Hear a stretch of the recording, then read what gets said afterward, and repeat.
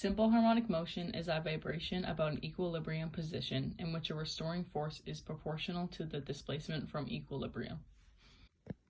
A pendulum is a weight suspended from a pivot so that it can swing freely. Today I will be showing you that mass and amplitude does not affect the period, and length does affect the period. The mass and amplitude does not affect the period of a pendulum. I tested this by using 3 different masses and calculating their period, and they are all the same. This makes sense because the force and mass are proportional, and when the mass increases, so does the force. Amplitude is the maximum displacement from the equilibrium position, and it does not affect the period. I showed this by using 3 different amplitudes, approximately 10 degrees, 30 degrees, and 45 degrees, and calculating their period. This makes sense because when the amplitude of a pendulum is increased, the restoring force also increases. Because the force is proportional to acceleration, the initial acceleration will be greater. However, the distance this pendulum must cover is also greater, so its period remains the same. Changing the string length of a pendulum does affect its period.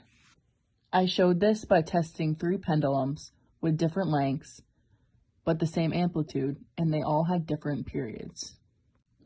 This is because the shorter pendulum has a smaller arc to travel through, and because the distance the mass travels through maximum displacement to equilibrium is less, while the acceleration of both pendulums remains the same, the shorter pendulum will have a shorter period.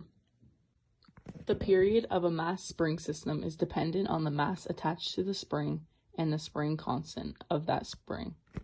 These examples will have a greater percent error than if I was to use a simulation because there is more damping.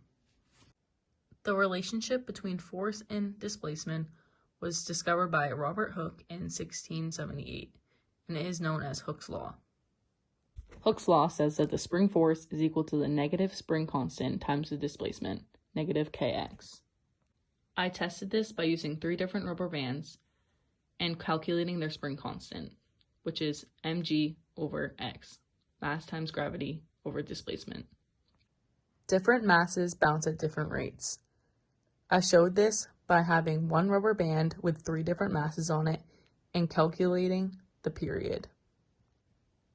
The heavier mass increased both the force on the bob and the bob's inertia. Because of this increase in inertia, a heavy mass has a smaller acceleration than a light mass has, so a heavy mass will take more time to complete 1 cycle of motion.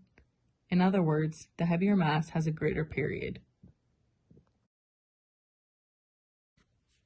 Different rubber bands bounce at different rates.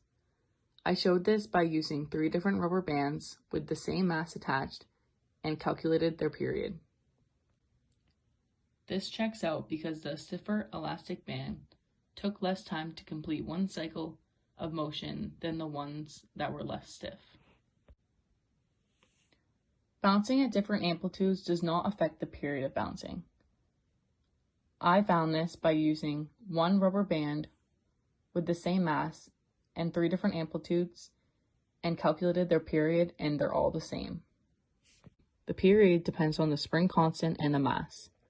The more amplitude, the more distance to cover, but the faster it will cover the distance. So the distance and speed will cancel each other out and the period will remain the same. Bye!